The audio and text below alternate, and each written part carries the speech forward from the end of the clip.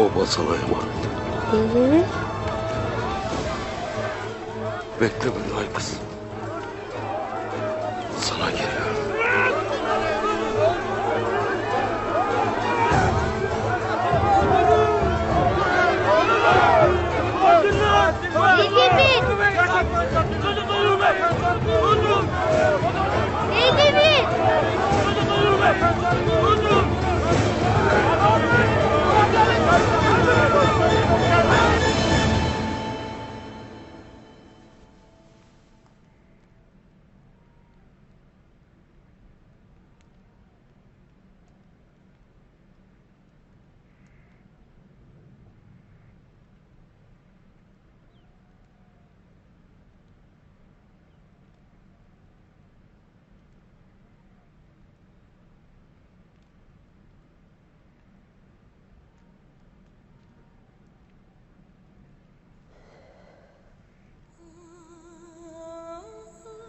Yüce Rabbim, bilirim bana bir evlat daha nasip etti.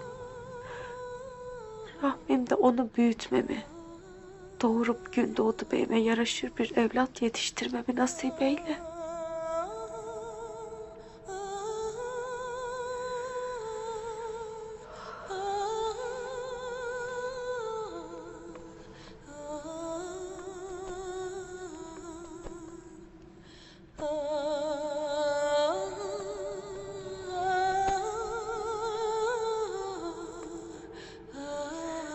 Allah kabul etsin Selcan.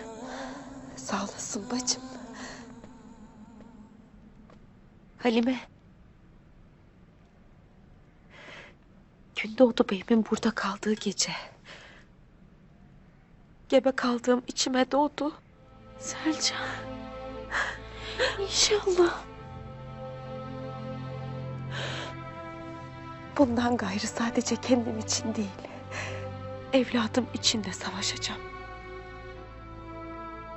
İçimde filizlenen umudun yeşerebilmesi için.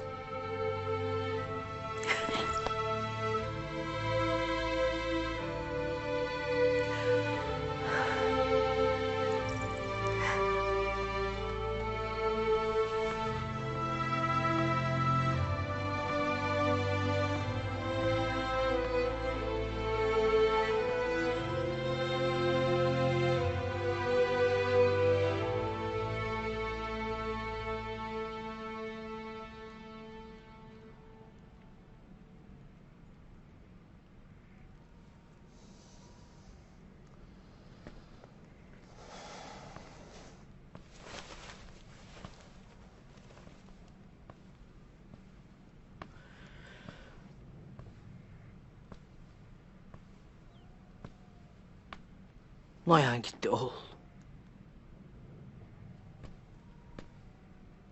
Gayrı evlatlarım hiç olmadığı kadar tehdit altında. Buna bir hal çaresini düşünmek mecburiyetindeyiz. Sungur nerede? Çağır onu, sizinle konuşmak isterim.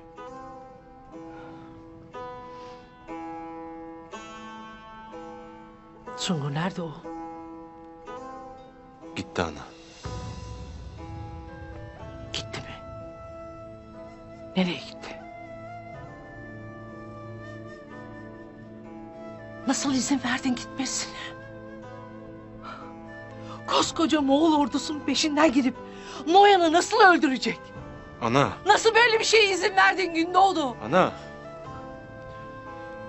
Noyan